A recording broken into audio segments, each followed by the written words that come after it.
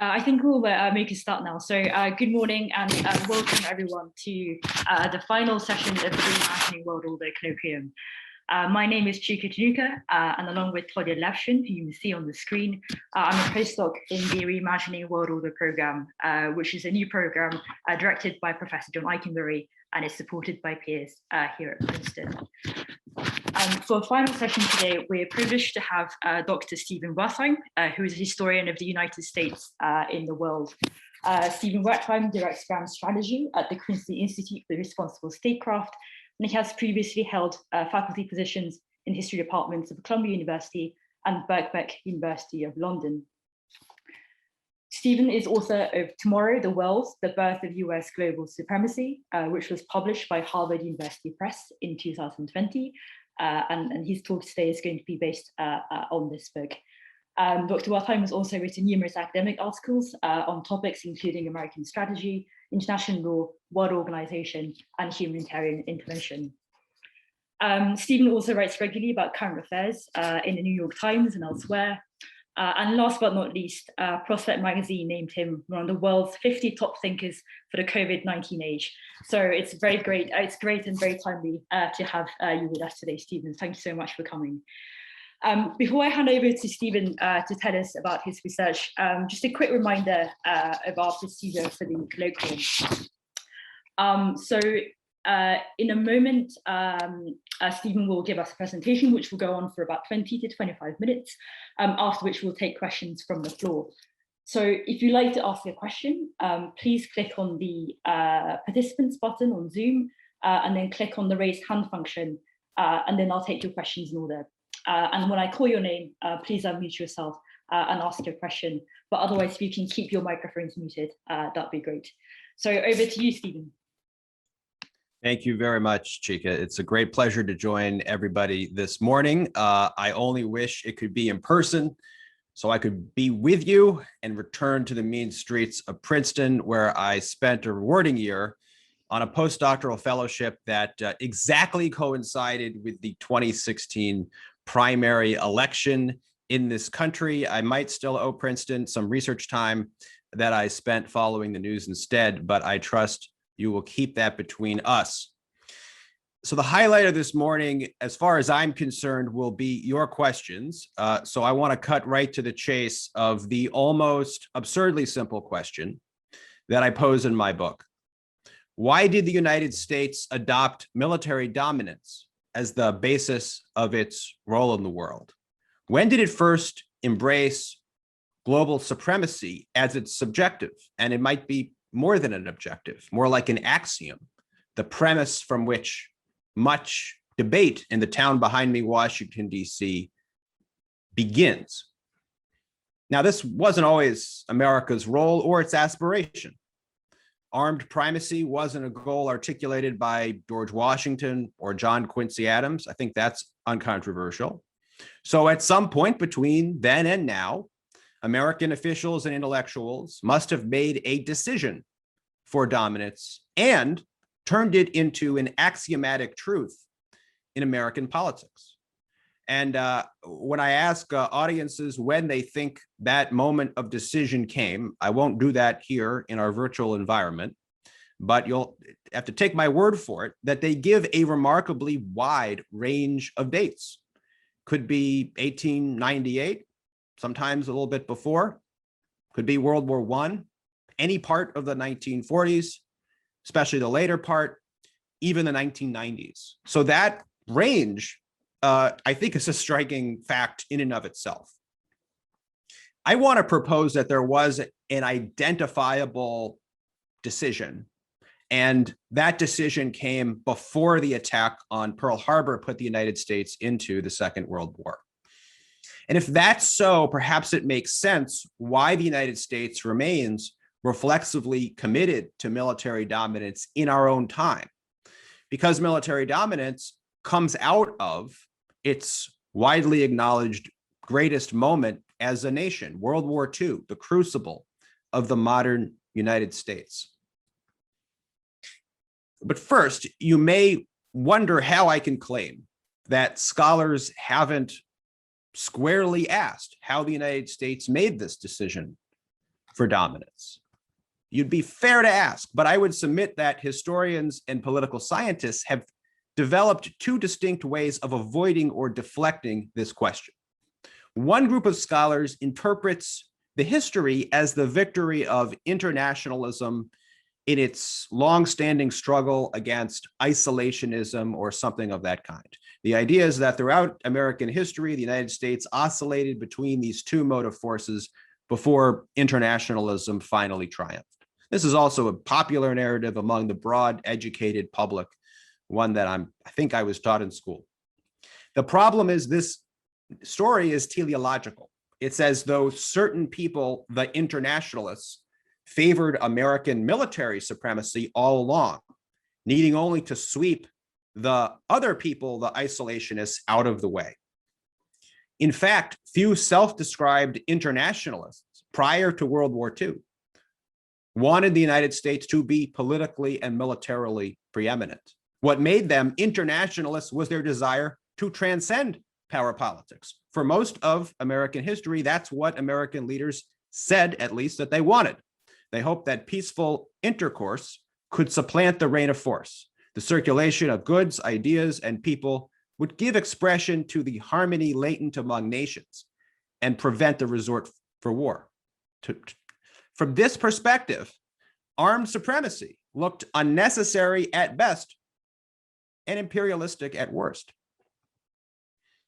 Now, there's a second camp of scholars who reject the anti-isolationist narrative, and they dismiss isolationism as a myth and argue that America was always a superpower in the making. Didn't the United States expand constantly, whether it was driven by the material dynamics of capitalism or the ideology of exceptionalism? And maybe that's true that it did expand constantly, but if anything, this position gets us farther away from the question of how American foreign policymakers acquired the will to lead the world politically and militarily. It assumes that intentions and conceptions didn't matter very much. This view ignores how reluctant American policymakers were to undertake what they construed as entanglements in Europe and Asia. The United States possessed the largest economy of any nation by the late 19th century, but decade after decade, America's economic supremacy didn't seem to imply a need for military supremacy. Only a rupture would change this state of affairs. That rupture had not arrived in 1939 when President Franklin Roosevelt greeted Lord Lothian at the White House. Lothian was soon to be Britain's ambassador to the United States, and he told the American president that Anglo-Saxon civilization, in his words, needed a new guardian. The United States had to take the torch of world leadership from Great Britain. FDR wasn't having it. He reported that he mocked Lothian, got mad, and told him to toughen up. What the British need today, Roosevelt said, is a good stiff grog. So the president of the United States preferred to let the British lead the world politically and militarily, let them bear the brunt. And he didn't even suggest that, well, perhaps the day would come when America would take the lead. He just showed no interest. FDR was typical of Americans before him. Very few before 1940 had imagined that the United States could or should emerge anytime soon as the world's preeminent power, permanently projecting its military across the globe. The world already had such a leader in Great Britain, and American elites by World War II either accepted British leadership or doubted that the world needed any armed orderer whatsoever. Indeed, when the Second World War began in Europe, few Americans saw good reason to enter, much less to take up arms after the war. In the State Department, a small group of post-war planners gathered at the beginning of 1940, and they almost all agreed that the United States would make no military commitments beyond its own hemisphere. The real action, however, came just outside the state, in places like the Council on Foreign Relations, which was then 20 years old, but already an influential institution. Just 2 weeks after the war in Europe began, leaders of the council lined up funding from the Rockefeller Foundation and went to the State Department to volunteer to conduct long-range planning that the short-staffed bureaucrats there could not undertake. And the State Department accepted a very favorable arrangement. So the Council on Foreign Relations gathered a group of about 100 post-war planners and gives us an image of the US foreign policy elite at the time. It included the Army's top planner, General George V. Strong, future CIA Director Allen Dulles. It included America's leading Keynesian economist, Alvin Hansen of Harvard, and his neoclassical rival, Jacob Viner of Chicago. After Pearl Harbor, the planners in the Council on Foreign Relations, many of them were transplanted into the State Department, where they formed the backbone of the State Department's official post-war planning apparatus. But that's getting ahead. I want to take seriously the period of the so-called phony war from September 1939 to May of 1940. Then the planners didn't know what they wanted. They didn't want Nazi Germany to win the war. They also feared a rapid British and French victory. That might produce an exclusive Anglo-French trading bloc that could exclude the United States. The Council on Foreign Relations had a special military group. It's one of their 5 groups. This one was led by Allen Dulles. Here's what the group was doing in the spring of 1940 as the Nazis marched into Denmark and Norway. The group was painstakingly cataloging schemes for disarmament. They went all the way back to the ancient Greeks, who had prohibited poisoning wells. They went up to Winston Churchill, who had suggested a 1-year holiday on naval building in 1913. So they put these ideas together and sent the memo to the State Department. In short, post-war planners found themselves following old internationalist formula by default: promote intercourse, seek disarmament, but avoid political military entanglement in Eurasia. Then the Nazis invaded France. To the surprise of everyone, including Germany's generals, France fell within 6 weeks. Suddenly, Hitler was master of Europe and seemed like he might well conquer Britain and the British Empire. Now the American political class perceived a crisis. Congress quickly instituted the first ever draft in peacetime, and it approved a vast military buildup. The first citizens group sprung up that advocated outright intervention in the war. But what was the crisis about for Americans at the time? This is not easy to explain. Few observers believed that North America faced much danger of being successfully invaded from across the Atlantic. And the US economy was so self-contained, especially after the Depression, that it didn't need much foreign trade. America, in other words, remained quite safe and quite prosperous. And that is what the post-war planners concluded. At the depths of the crisis in the summer of 1940, they assumed that henceforth the United States would be confined to its own hemisphere. And in fact, for a while, only a quarter sphere, extending from North America down to the place where Brazil juts out into the Atlantic and no further. This quarter sphere would be the area that the United States would trade in and defend militarily for the foreseeable future. And in crude material terms, in terms of security and prosperity, there wasn't that much alarming about that. The economists Hansen and Viner concluded that the US economy could perform adequately within this quarter sphere. For that reason, some Americans believed that the United States should build its military strength so it could guard the hemisphere against any outside invasion, from which an invasion of North America might eventually be launched, but it should not commit to go any further. This was the basic position that united a motley coalition of Americans who gathered under the banner of America First, starting in the fall of 1940. And this position had obvious significant appeal. Secure between the oceans, the United States could remain at peace and cultivate within the Americas the basis of a safe and free world. Thus, the United States could pursue its national needs, but it could also continue its internationalist tradition of engaging widely but avoiding power politics in the old world. But by the autumn of 1940, as Britain withstood German bombing, FDR and other foreign policy elites began to make a different choice. To them, a hemispheric existence, however adequate, was not ideal. As internationalists, American elites, yes, they wanted to avoid power politics, but they also expected to be able to trade and move across the globe on basically liberal terms. And as exceptionalists, they expected the United States would increasingly define world history. This was the problem if the Axis powers were to rule Europe and Asia, or if another totalitarian power were ever to do the same in the future. America's territory might be safe, its economy might be sound, but it would become isolated from the world, isolated from history. FDR himself warned that if Hitler defeated Britain, America would become, and I quote, a lone island in a world dominated by the philosophy of force.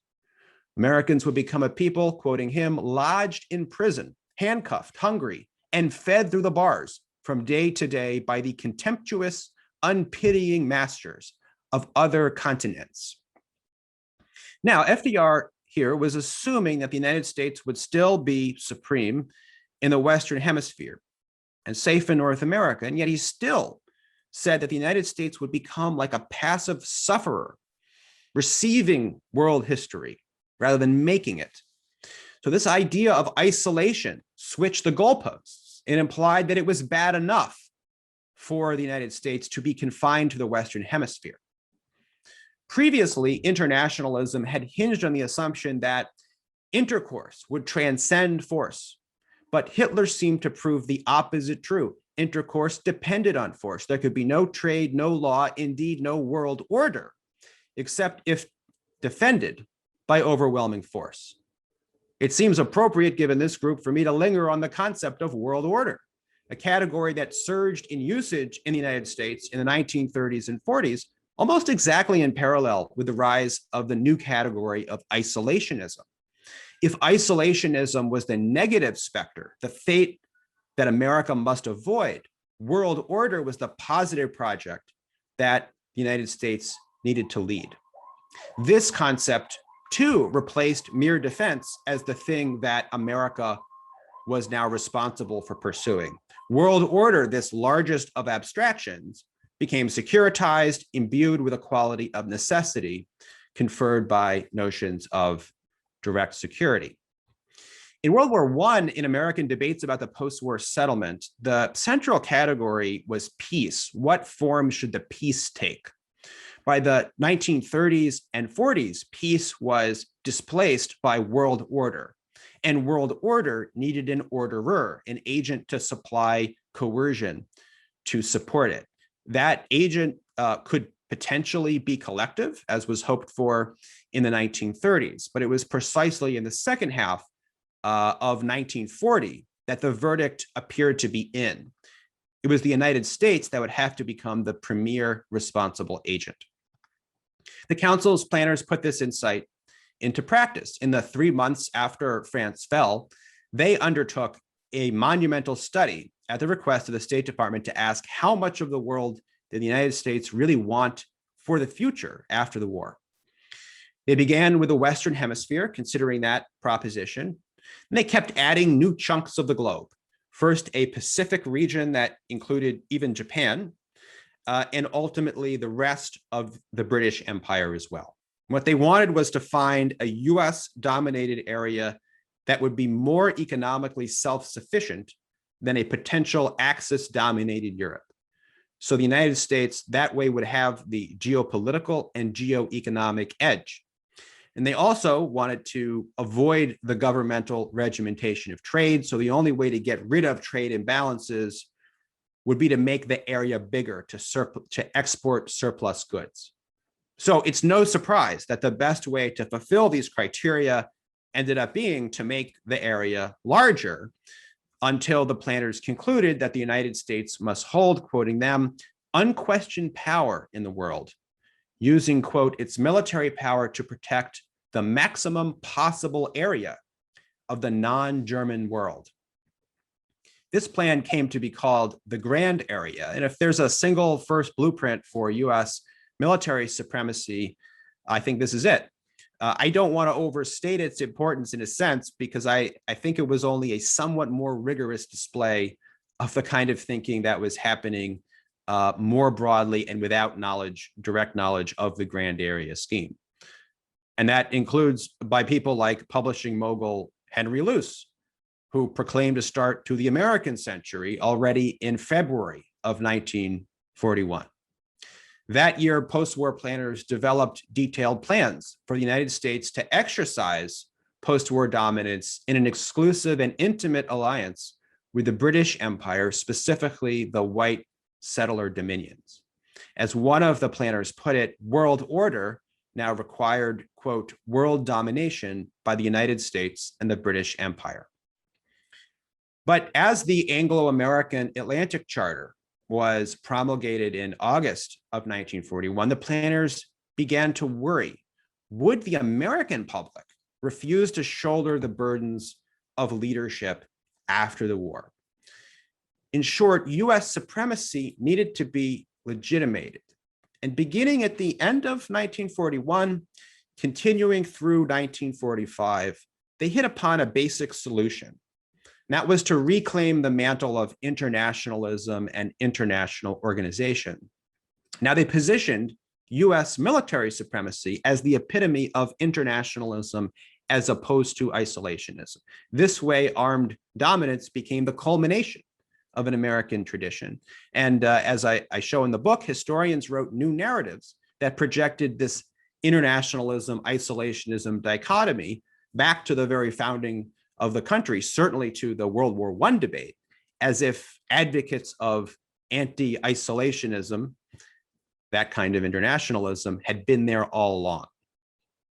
In addition, post-war planners now embraced international organization even after they had heaped scorn on it for the past 2 years. Some kind of world organization seemed to them essential for convincing the US public to accept world leadership, because international organization symbolized the old aspiration to end power politics. It could become a useful vehicle to implement American dominance. Thus, just after achieving victory over Japan in October of 1945, a new president, Harry Truman, could stand before Congress and proclaim, now as a matter of course, quoting Truman, "We must relentlessly preserve our superiority on land and sea and in the air." So I want to conclude with some implications for the present, and I'm happy to address questions about contemporary foreign policy challenges given my own current line of work. I think that the wartime origins of armed primacy tell us something fundamental and paradoxical about US foreign policy today. On the one hand, America's commitment to global dominance easily outlasted the Cold War competition with Soviet communism. Global dominance had never been about a particular adversary, even though it was forged in the face of one. It was conceived as a long-term project grounded in the argument that a decent world order required armed enforcement, including to nip future aggressors in the bud. But here's the paradoxical part. Something crucial has changed in the world since the 1940s. It isn't the lack of a great power rival per se, but rather the disappearance of totalitarianism as an alternative system, as a way of organizing international society and exchanges across borders. The original case for primacy depended on the specter of an other that could completely negate and corrupt liberal intercourse. But today, that specter arguably doesn't exist. Communism died and stayed dead, or as in China, it rose again, but only by mutating into one-party state capitalism, or however you would like to view it. This is a country that is open for business with the rest of the world, indeed the largest trading country, and a country that moreover has so far engaged in little armed conquest internationally, despite its other troubling practices. So in this kind of a world, exactly why does the United States need to maintain military preeminence? This question now seems out in the open today when US global dominance faces a crisis of legitimacy at home. And in our own moment, there seem to be three positions at work.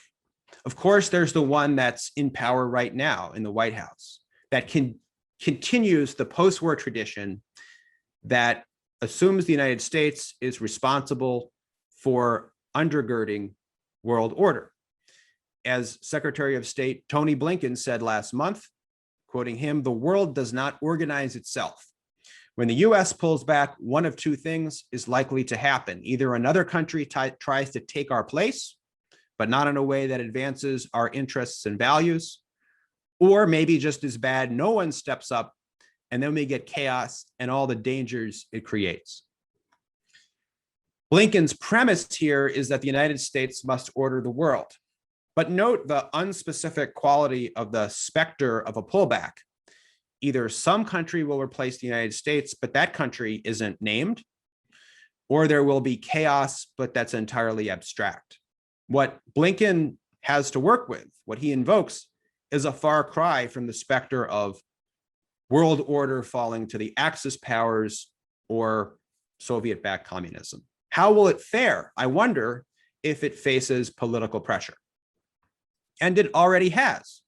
A second position rejects the project of world order altogether and suggests that the United States should focus its international efforts on providing for its security and prosperity. If you stylize President Trump's articulations rather heavily, you could fit him into this category. Certainly, he did not ever, I think, talk about the importance of something like world order.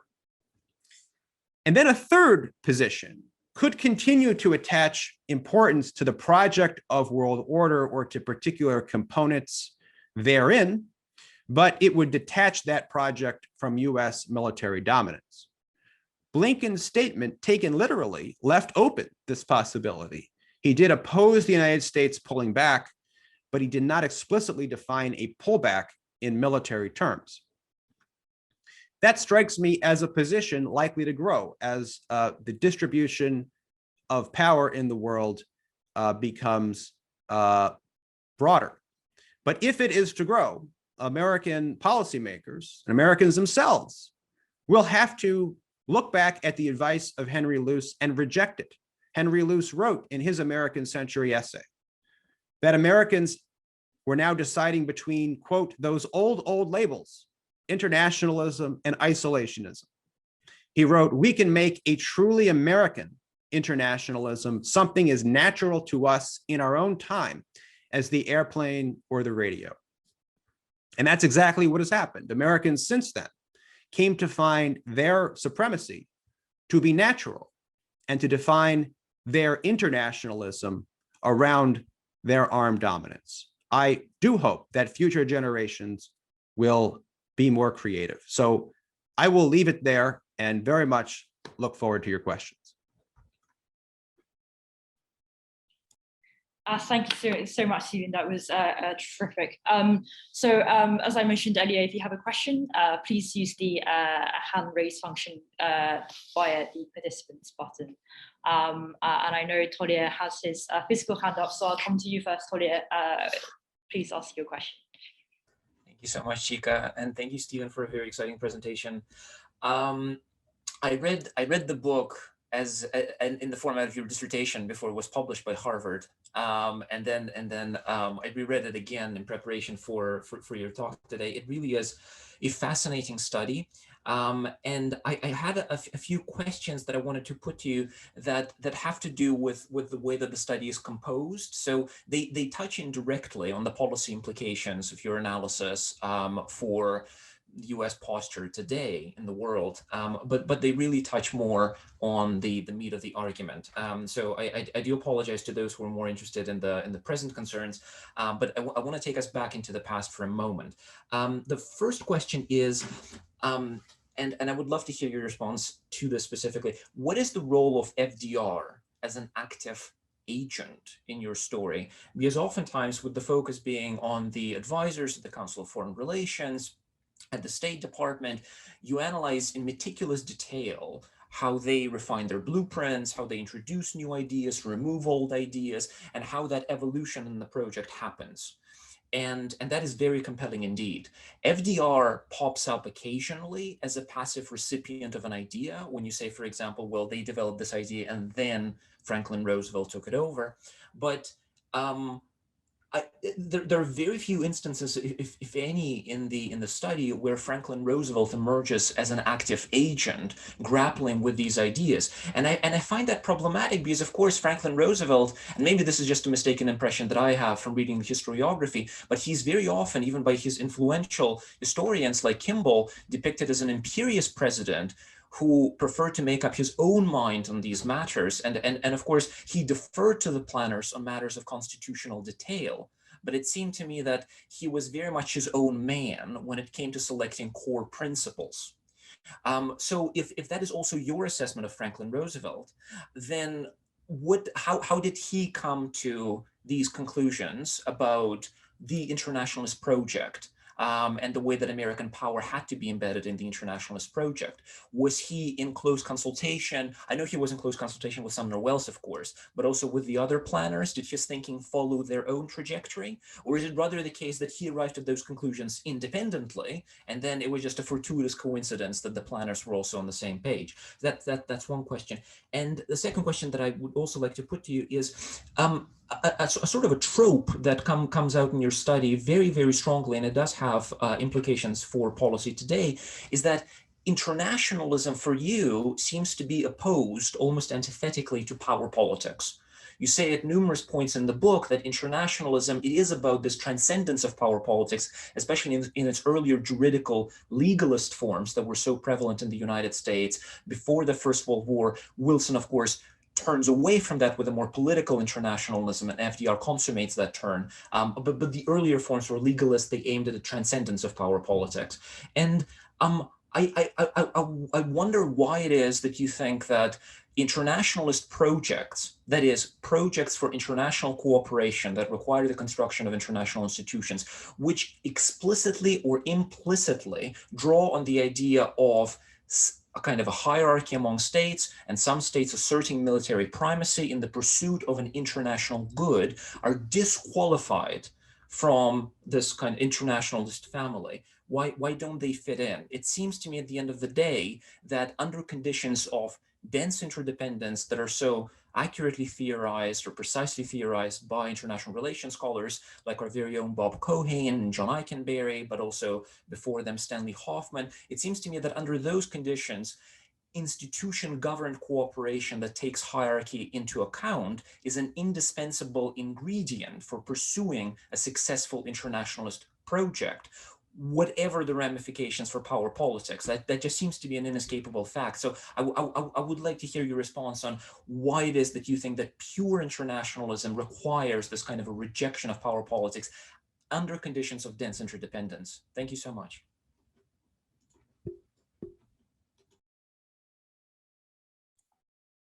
Wonderful. Shall I take those? Very insightful questions. So, and they point to some of the reasons why I made the choices I did in the book. So with respect to FDR, my main objective was to capture how American military dominance came to be favored by a political and intellectual class and became axiomatic, yes, as a basis for policymaking, but also in a wider political setting.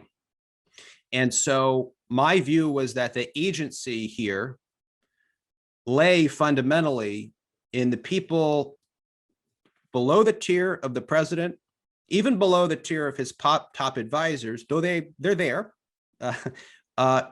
who are most deeply engaged with these questions, give it more time and space, particularly in what I argue is the pivotal moment of 1940 and 41, when policymakers themselves have their hands full and then some with the immediate questions of the war. They're a little bit engaged in the post-war planning, but for that process, we have to turn outside the state, and certainly well beyond FDR, in order to really engage with the intellectual transformations that take place.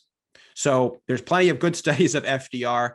I didn't really want to even, engage in one of those myself or argue with them, but rather to accept what many of them say, which is that FDR himself, yes, he may be something of his own thinker, but he's not a deep and systematic thinker.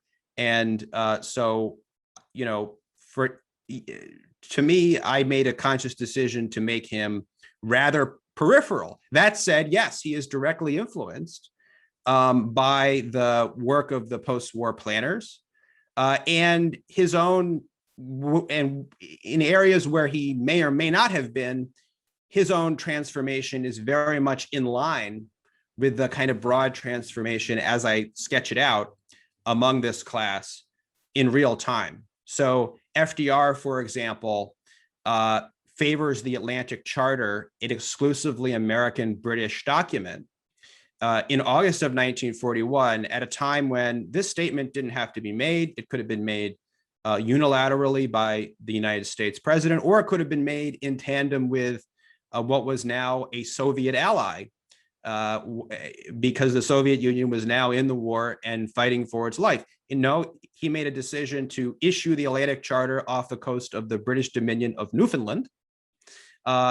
only with Winston Churchill. And at the time, he explained that he did not want a new organization, international organization with universal membership. He cut that proposal, which was actually Churchill's, from a document, and said that he envisioned only America and Britain jointly keeping peace by policing the seas for the future. And so FDR was actually, quite skeptical of a revival of the League of Nations, and he was brought around, as the book shows, to adopting the UN, what becomes the United Nations, with universal membership only in 1943, and with the direct urging of Sumner Welles, who was at that time leading the State Department's post-war planning, who convinced him indeed that the United Nations would be a valuable instrument for carrying out the purposes that FDR had in mind, and would serve the interest of projecting American power rather than fund much more than it would constrain it. And that was the winning argument for FDR. I also think FDR matters, again, not because he's unique, quite the contrary, but in the later parts of the war, he makes clear that the UN will be a vehicle for the United States to use military force without getting the consent of Congress. He says this very explicitly in an address toward the end of 1944, invoking his one of his classic homely analogies. If you have a crime happening, you don't convene the entire town to debate what to do about it. And so his view was that, through the United Nations, the United States could project power, go to war, and didn't necessarily need the traditional consent of Congress. And I think this goes a fair bit of the way, not all the way, but a good part of the way, to explaining why the last declaration of war issued by the United States Congress, as required under the Constitution for the United States to go to war, happened indeed in World War II, 1942. Now, with respect to internationalism, I'm not intending to make a reductive argument about internationalism, who's in, who's out. Actually, what I'm trying to do is understand from the perspective of Americans, how they understood the internationalist project. And so there's, I think part of what you're saying, Tolia, is that, there's a component to the internationalist project that isn't about the question of being for or against power politics, but is about addressing modernity and all of its attendant problems. I think that's there, to be sure. But my problem this is a very problem-centered book. So my specific problem is how internationalism gets conceptually reconfigured from once being something that was seen as the primary antonym of internationalism was nationalism for most influential Americans, including Woodrow Wilson, Theodore Roosevelt, right, in the previous generation. And so the question was, how do you balance internationalism with nationalism? And projects of what we might call a little bit anachronistically ordering can very much fit into that. And of course, I think it's right to say that the invocation of internationalism and the pursuit of internationalist projects by Woodrow Wilson, right, certainly involved power politics, even if it denied what it was doing. But it's really interesting and important that an internationalist like Woodrow Wilson absolutely did deny that he was engaging in power politics in a way FDR and FDR's generation did not. Woodrow Wilson says that the League of Nations, even if this is just, rhetoric, you might say, the League of Nations is fundamentally a vehicle to educate public opinion and express public opinion. And he said armed force should be in the background. And that's why many Americans were attracted to that idea at the time. And so once it became evident that the League of Nations by the 1930s would be a vehicle for war or armed sanctions, the supporters of the League of the United States badly fractured. So I think we have to understand how a project that was fundamentally presenting itself as at least finding a solution to the condition of war and perhaps anarchy itself in international society becomes something very different. And I think the World War II hinge is of fundamental importance.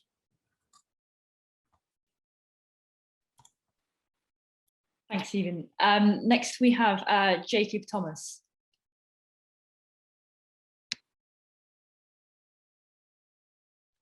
Okay, hi, hello. I'm curious. You evoke this kind of third perspective, and it brought to mind a speech by Abraham Lincoln in his Lyceum speech, where he talking about United States like superpower status, and then he's talking about an external the possibility of external danger, and he said, at what point then is the approach of danger to be expected? I answer, if it ever reach us, it must spring up from amongst us. It cannot come from abroad. If destruction be our lot, we must ourselves be its author and its finisher. As a nation of freemen, we must live through all time or die by suicide. And I'm wondering if there is this sort of hesitancy toward taking on superpower status, military dominance, has some sort of connection with this recognition of internal problems and kind of domestic difficulties. Obviously, it's a period when there was like slave issues over slavery and internal conflicts, but how that may have, at this period you're talking about, affected the reluctance to kind of take this recognition that a lot of problems that need to be focused on were actually internal, and there were more internal security threats than external. Thank you. Thank you. I think, I think that's certainly part of the story, as well as just the lack of military capability on the part of the United States in the 19th century. To add to that, the imperative at that point for the United States of trying to remove European powers from North America, and indeed from the Western Hemisphere, as the Monroe Doctrine articulated in the first quarter of the 19th century. And just to sort of add to your point, there's a powerful interpretation put forward by David Hendrickson, among others, that you can read American history up to the Civil War as a kind of history of international society located specifically in the United States. In other words, because the dominance of the federal government had not been established, you can narrate what is often seen as a domestic history as, in terms of the balance of power and how the Union is put forward as a solution to this problem of cooperating amongst sovereign states. And it's the Civil War that resolves that question.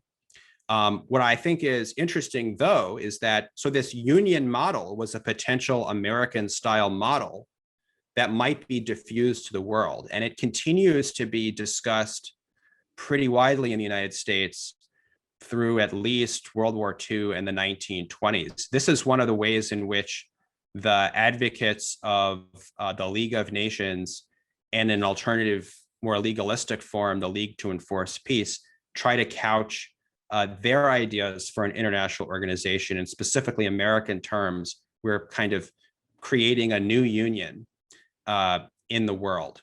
I think that's still, not really true in terms of what they were proposing, but that was at least a framework. When you go to the period of my book, the 1930s and 1940s, it's very different. There's not even really a rhetorical invocation that the United Nations represents some sort of American Union model for the world. And I think that even though in our own time, the words you paraphrased from Lincoln resonate with us because of our internal challenges. And I think given the president's speech last night, it's very clear that there's now a bipartisan attempt to link solving America's domestic discord and dysfunction with competition, particularly with China. But I think that's not very salient in the early 1940s in terms of what drove the decision for dominance that I've focused on today.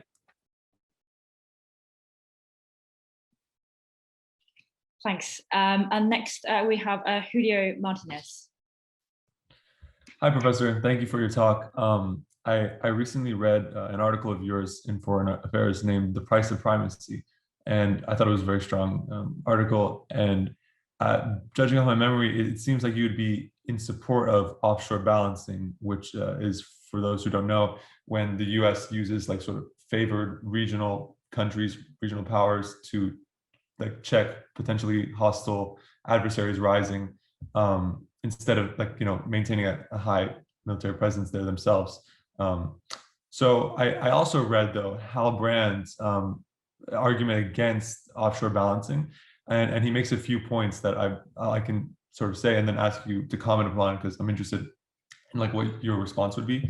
And basically, well, he says that it's not as it wouldn't save as much money to engage in offshore balancing as would perhaps is thought, because he compares it to like how much it would take off the debt and perhaps how much we previously spent as a country.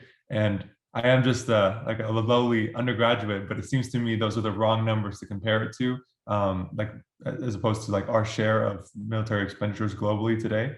Also, he says that let me see. He says that it would actually like sort of aggravate terrorism and nuclear proliferation, because if we withdraw, well, we're going to have to rely on countries that sort of potential terrorists are opposition to, say like Israel, Israel's government, or in addition, also we may like aggravate and reawaken regional animosities or hostilities, because we're no longer there. So say like Japan might need to get nuclear weapons and stuff, So what is your response to these arguments?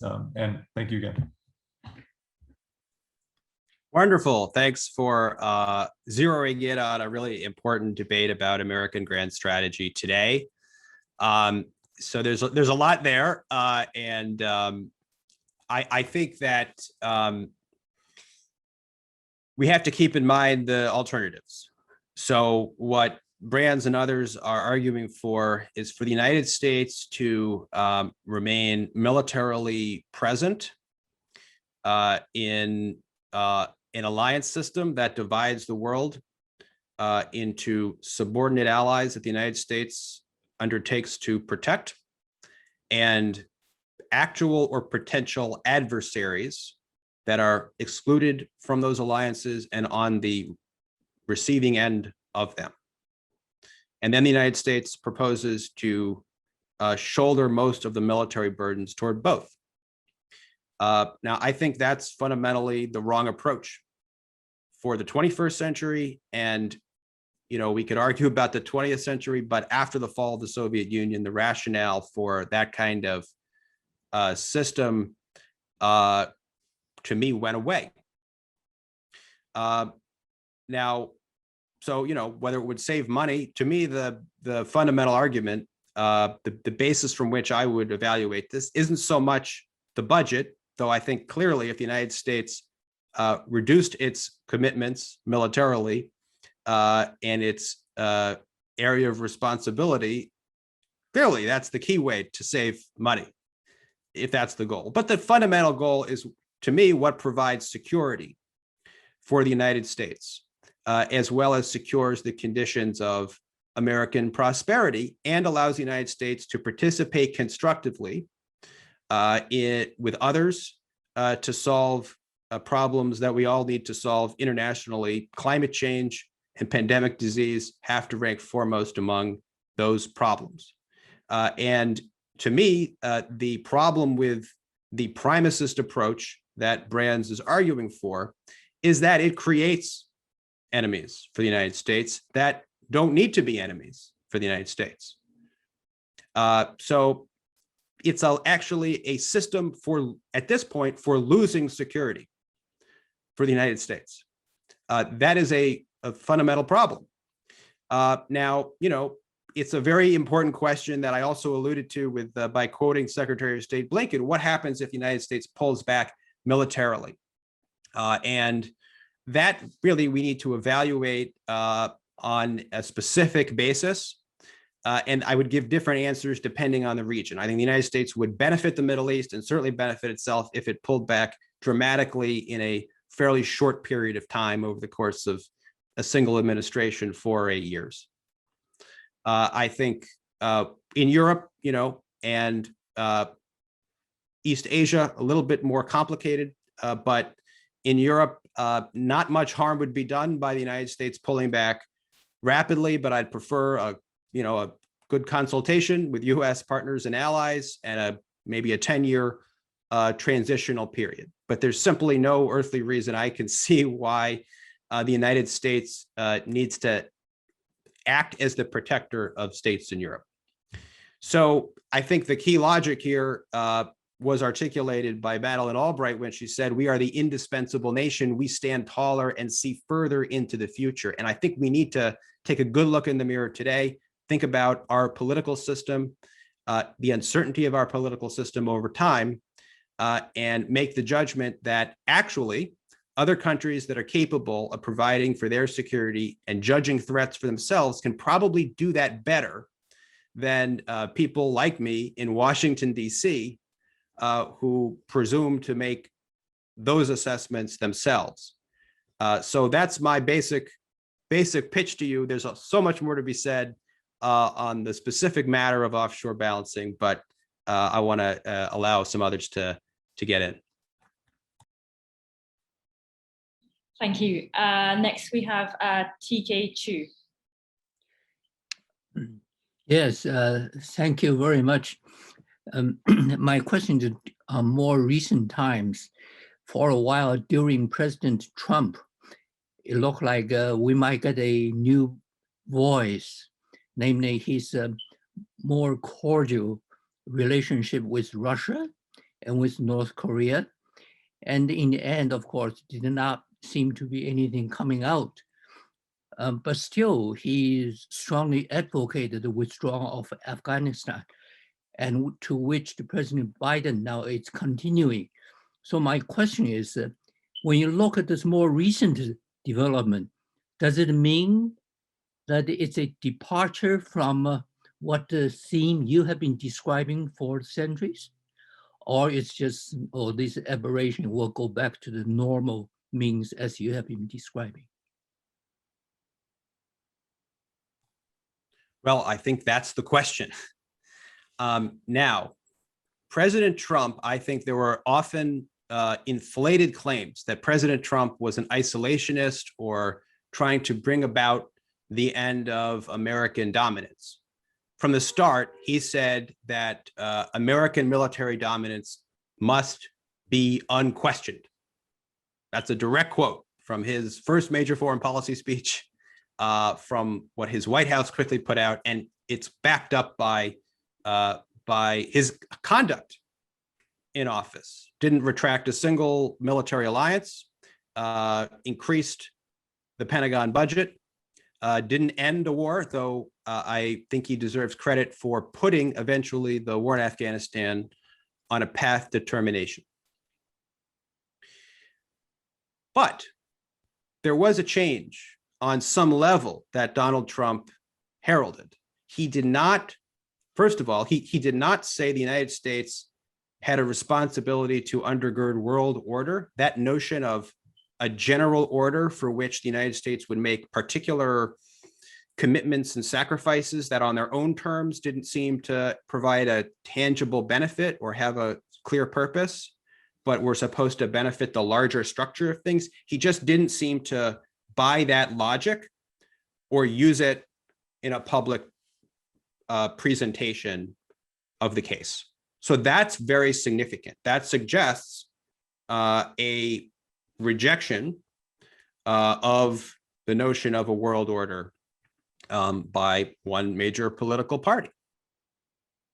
He also didn't, although he wasn't an isolationist, he never positioned himself against isolationism. Every American president, starting with FDR up to Barack Obama, has made a point of warning the American people against retreating to so-called isolationism. Not Donald Trump. Donald Trump has severed that tradition. He didn't seem to, although he in some ways favored a more naked American military dominance than ever, not shrouded in the pursuit of values or a world order, but still entirely dominant, bossing others around. He also didn't seem to fear the retraction of the United States from the world, as if it was a kind of sinful thing, which is what I take the kind of mainstream of the foreign policy class to hold. So that suggests, again, and he was elected president.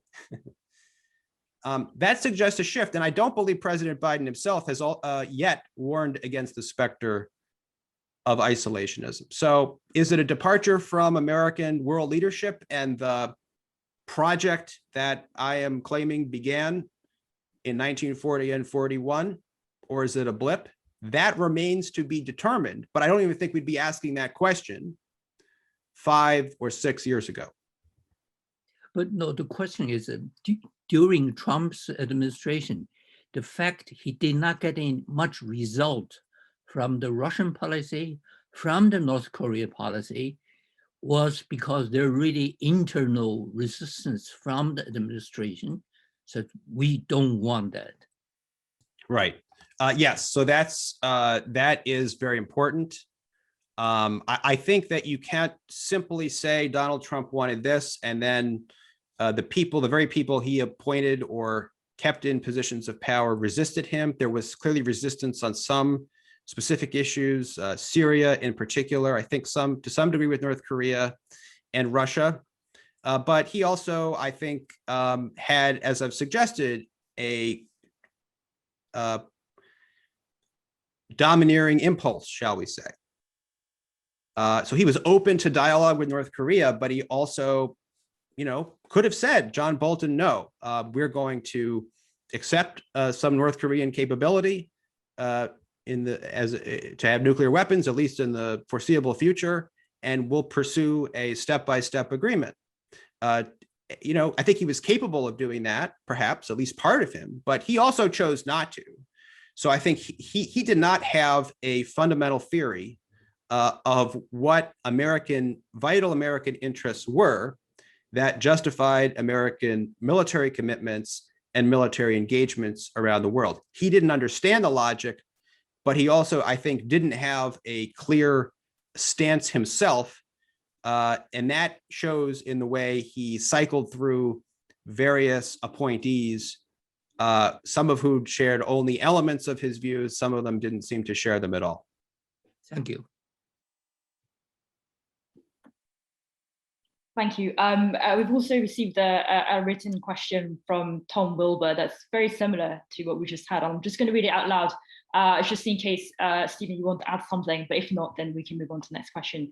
So the question from Tom Wilbur says, does the US policy narrative that justifies our past military aggression, e.g. American war in Vietnam, make it hard for us to take a look in the mirror to face these realities?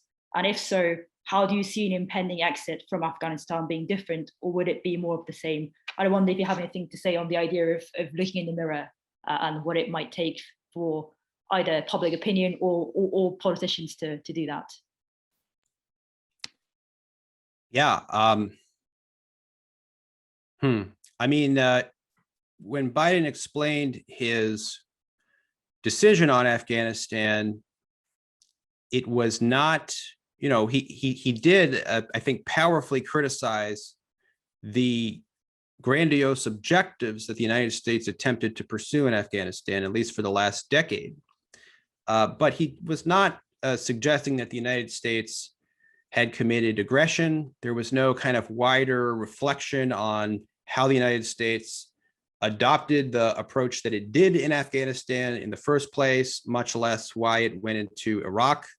And also, you know, despite the rhetoric about ending the forever war, so far, he and the administration have not explained why their commitment to pursuing counterterrorism operations across the greater Middle East, and now increasingly in a great portion of Africa, is itself susceptible of being ended at any point. What are the metrics that they will use to evaluate these operations?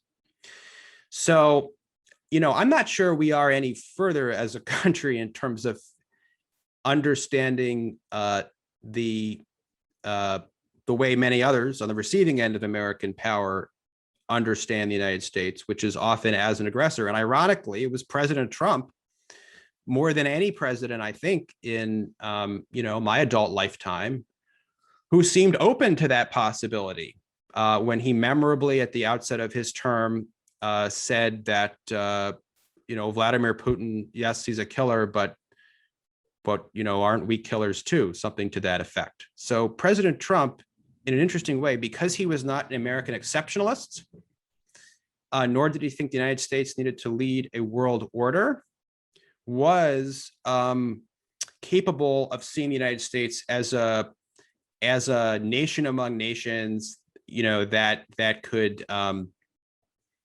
potentially be aggressive. But he didn't develop that very far, and he also didn't seem to be terribly troubled pursuing almost avowedly aggressive policies against Iran, Venezuela, and other countries. Next, we have Jim Dingeman. Hi, Steve. How are you? I wanted to just focus in on the question of the Atlantic Charter, because in your book, you argue how it's a colonial, it has that element of being a colonial statement of order. And at the time, of course, the reaction in Third World was very different in terms of how they would react to the Atlantic Charter. Of course, it began to be used politically immediately in anti-colonial statements all throughout the world. I'm thinking of in Africa, et cetera. And there's one strand of looking at FDR's reaction to world order, and that's the sort of, I guess, coming out of the revisionist school in the 50s and 60s, that he indeed was an anti-colonialist. And I'm wondering how you view that. How what's your interpretations of that whole question of, was it indeed that, or was it just simply a way of restructuring world order in cooperation with the British that you tend to stress in that chapter in your book? Thank you. Thank you, Jim. It's been a long time since I've seen you. So, I think my emphasis on the Atlantic Charter is that it's to FDR an imperial document fundamentally in a different sense of imperialism. That he was staking a claim, along with Winston Churchill, to be the agent to order the world without any even notion of what the rules would be that would constrain, regulate the power of those hegemons, with the United States in the lead, clearly by that point. That, I think, is a kind of different imperial claim to a higher sovereignty, and the locus of the claim isn't so much, it includes the then colonial world and partially post-colonial world, but it's, most of all about Europe, the states of Europe. And of course, in another sense, FDR is doing this with, if he's that anti-colonial, why is he partnering with Winston Churchill, who's trying to preserve the British Empire? And of course, the wider context I show in American post-war planning circles is that they were drawing up very detailed schemes over the course of 1941 for the United States to join exclusively with the white settler dominions of the British Commonwealth as the basis of a post-war order. So that's the main, sense in which I think the Atlantic Charter is imperial or colonial. On the question of FDR's attitude to existing imperialism, I don't think it's that different from the attitude of other liberal imperialists who look at the other empires and say, well, okay, it would, I'm for actually civilizing, uplifting empire, but they're not doing that. They're exploiting their people. It's just that the United States doesn't have as many colonial holdings of its own. So it's in a somewhat different position, and it's got interests in pursuing the open door, which indeed the Roosevelt administration does with the British, and uses Lend-Lease aid to the British to try and break apart the Sterling bloc and establish the open door. So fundamentally, I think FDR fits into that tradition of the open door. And that helps to explain why the trusteeship system established by the UN, isn't stronger in terms of pointing the way towards near-term decolonization than it was. And, I think if you look under the hood of FDR and some of his advisors, they're concerned about and opposed to colonialism in various contexts, the French in Indochina, for example, but it would be I think a fundamental mistake to say that they envision decolonization as a total process and one that would take place soon. Thank you. If I could just piggyback a little bit on that question, Stephen, and ask you about your take on some of the debates around race and visions of world order that's getting a lot of traction, especially amongst historians. I'm thinking of people like Robert Vitalis or Duncan Bell, who want to really argue that there were racial and racist underpinnings to both British and American visions of world order, and especially the kind of Anglo-American visions of federalism and so on are often cited as a key example. How much significance would you attach to that kind of imaginary, versus other strategic rationales or logics? Where do you stand on that question? Yeah, I grapple with this question. I think I might still be grappling with it. I'm a little bit concerned that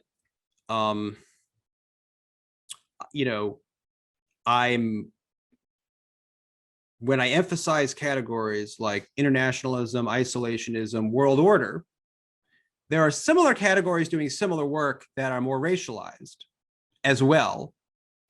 And, a much longer version of the book would have explored those. So I just in the talk, I mentioned how Lord Lothian, when he came to FDR, said specifically that Anglo-Saxon civilization needed a new guardian. And indeed, if you look at the articulations of what would be wrong in 1940 and 41, Axis victory with that kind of world, there are, let's say, surface level race neutral articulations of that. World order is one, but also, civilization, Anglo-Saxonism, English speaking peoples, that's another category that exists as well. I think it had a little bit less prominence, and certainly things like Christendom, which were still fairly prominent in the World War I era, had declined in prominence by World War II. So the third chapter of my book in particular reveals how closely American foreign policy elites were envisioning the United States teaming up with the white British dominions. And it even got to the point where the planners in the Council on Foreign Relations, some of them, in rejecting the traditional hemispheric approach of the Monroe Doctrine, said the United States has less in common with these racial others in Latin America than it does with its brethren in the Anglo world. And they drew up a plan to provide isopolitan citizenship. In other words, to grant partial but substantial American citizenship to citizens of the British Commonwealth. Didn't get far in Congress, but this is how far they were willing to think along these lines, and it reflects a real affinity for essentially racialized affinity. That said, I did make a choice to somewhat. I want to put the explanatory power of racial affinity and exclusion in context, and this is right. And this is difficult to try and establish how much is this a causal factor, because it's also true that in 1941 there were many people who supported the idea of close U.S.-British cooperation who were Anglophiles and who saw such a relationship as a way to keep British power moderated and make sure, it was favorable to the United States on issues like trade and colonialism. So Henry Wallace, the vice president at the time, very engaged in post-war planning discussions. He actually makes a play to become the head of U.S. post-war planning, but loses out to the State Department after Pearl Harbor. But he is highly engaged in these discussions and doesn't use the same notions of racial affinity, but gets to basically the same prescription for the United States, as do other people in the Council on Foreign Relations who were not, there's a degree, they didn't necessarily share the kind of avowed racism of planners like Francis Miller in the Council, or a couple of the others. So, I do think that geopolitics, coupled with the ideas of world order and avoiding isolation that I've emphasized, provide a strong part of this explanation for why the United States makes the decisions that it does at that point in time. And I think what's really important then is the fact that by 1941, for the first time, it became plausible to American foreign policy elites that the United States would be the senior partner in a relationship with Great Britain and the British Empire after the war. And what had scuttled these kinds of ideas prior to that was, not the absence of racism and Anglo-Saxonism among the American elite, but I think rather the difference in power between the US and Britain. So in World War I, it seemed to many that a combination between those powers, whether formally or under the auspices of the League of Nations, would leave the United States as the junior partner in the relationship, and that has very clearly reversed by 1941. Next we have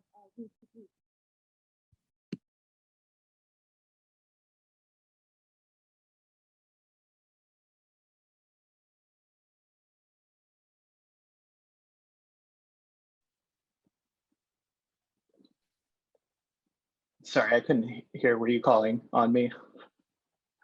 Okay, thank you. Thanks so much, Dr. Wertheim, and thanks for all your work with the Quincy Institute. I was just wondering your sense of possibilities in the Biden administration right now. You were definitely tweeting some about Biden's address last night.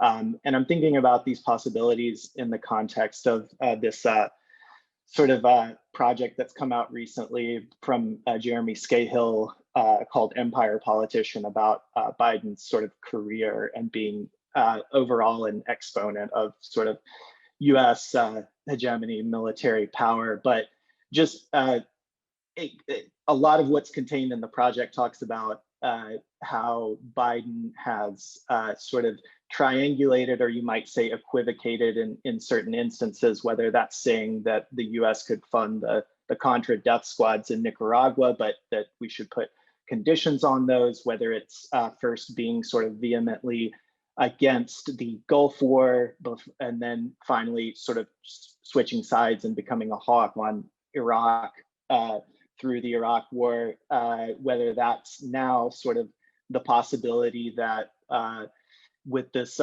removal of combat troops from Afghanistan, whether Biden is going to go back to his what apparently his original desire was in I think early in the Obama administration, of having a quote unquote small imprint, so having contractors and Joint Special Operations Command, JSOC, there. Just sort of given this kind of sort of rhetorical triangulation, equivocation, what opportunities do you see there for, and I know you're not a political scientist, you're a historian, but for civic action to end endless wars, which is your work overall at the Quincy Institute, being that the U.S. society is basically a consumer society, and it feels like we're at a point where meaningfully one of the main things that we export is weapons. But just what are the opportunities that you see writ large in given those factors and circumstances? Thanks so much. Thank you. So I've written fairly critically about Joe Biden's foreign policy so far, but I think there are substantial opportunities with respect to the Biden administration, and more importantly, in the wider sphere of American political, social, and cultural life. I think the president is, as his address last night suggested, he's trying to represent where the Democratic Party is today. And it's not necessarily where he's been on a range of issues, including domestic issues, over the decades. So I think that, puts the onus on people who want to pressure him to mobilize and act. And so far, he does seem to be fairly responsive to that. in addition, there, is, I think he has changed in his own mind after 9/11. I think he was I think he became skeptical of at least nation building projects in Iraq and Afghanistan toward the latter half of the aughts. And that came out quite clearly in his position in the Obama administration that opposed the surge of troops for the purposes of state building and really any other purpose besides counterterrorism against Al-Qaeda in Afghanistan. And now, of course, he's made a difficult decision to terminate the US ground troop presence. And did so in a, I think, very compelling and interesting way, saying that it was, in principle, unacceptable for the United States to practice forever war, meaning to have objectives for its military that it is pursuing that either practically cannot be fulfilled or by definition are incapable of being fulfilled. And that's what the war in Afghanistan clearly became. Now, you can apply this logic very widely to American military conflicts today, and even to American security commitments, even if they're intended for the purpose of deterrence. Well, deterrence works until actually it results in war. And what is our endpoint? Under what conceivable conditions would the United States consider retracting its forward deployment of forces, even for the purpose of deterrence, from the Middle East, Europe, and East Asia? So he has actually given standards that he may apply to himself in his own reasoning going forward, and that others, perhaps most importantly, others can apply to him and to other actors going forward. That's valuable. I'm particularly interested just on the proximate policy questions of how he looks at the presence of ground troops in Syria and Iraq, since I think ground troops to him, they trouble him more than the use of special operations, raids, and of course, drones. Now that's in itself problematic, right? But so I'm very curious to see how, what he decides with respect to the US ground troop presence in Syria and Iraq, because I fail to see how that mission is any more achievable and time limited than the one in Afghanistan, if the objective, as much as we can make of it right now, is to prevent a hypothetical future resurgence of ISIS. Well, you can never say that you've achieved that objective because the objective lies in the future always. And of course, I think these are also standards that could be applied to counterterrorism operations. That may be more difficult under this administration, but it may not be. We'll have to see. So I think he personally has shifted his view a little bit over the last decade plus.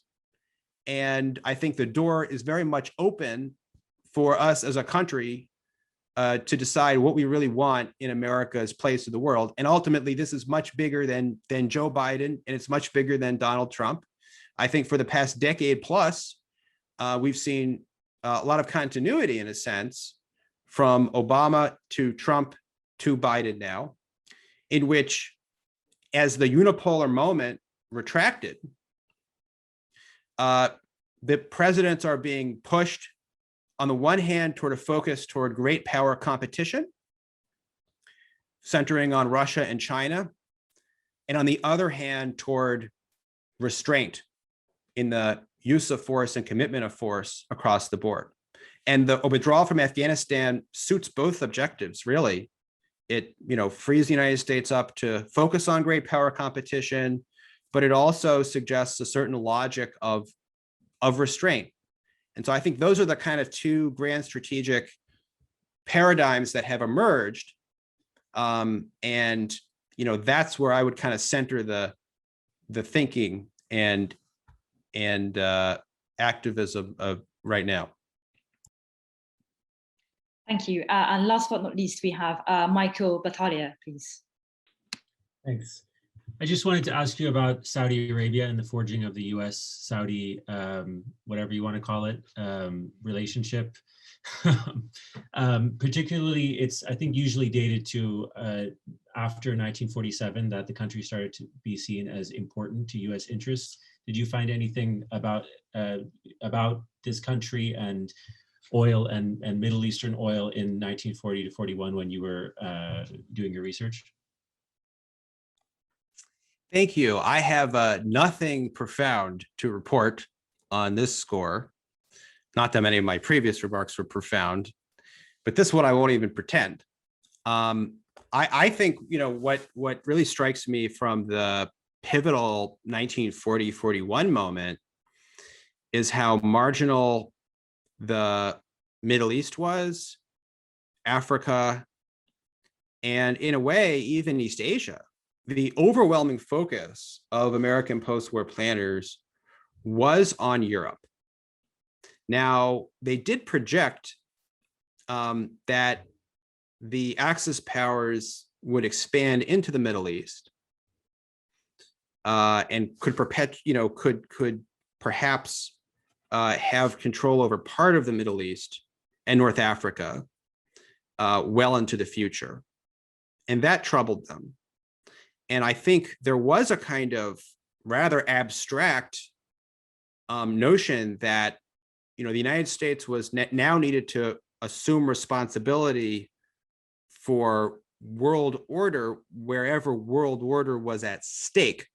So, it certainly isn't as though Africa, the greater Middle East, was excluded from the vision of American post-war dominance that these planners had, but it was rather peripheral, and their view was extremely Eurocentric in terms of what the core stakes were for the United States. I mean, the treatment of Japan is just really striking, where Japan was imagined to be incorporated into the Grand Area in September of 1940, the very month when the tripartite pact is formed. So Japan, Italy, Germany announced this alliance, and the post-war planners are imagining, we'll sort of like sanction and coerce Japan into joining our US-led Grand Area. Perhaps some racist thinking behind the idea that Japan would be so malleable.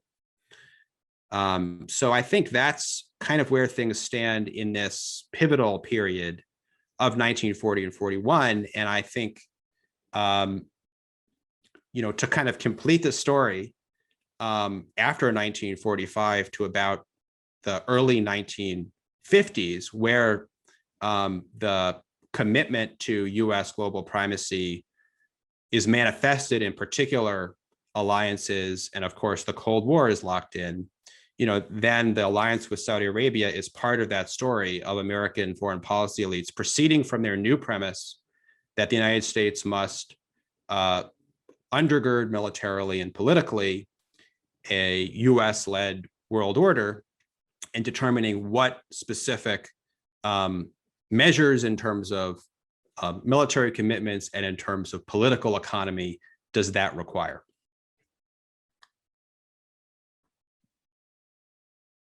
Great, thanks. I'm sure we could go on, but unfortunately we're running out of time, so we're going to have to draw things to a close. But this has been a hugely stimulating and timely discussion, so thank you so much, Stephen. You've given us so much to think about, both about the past and the future, so it's been really fantastic.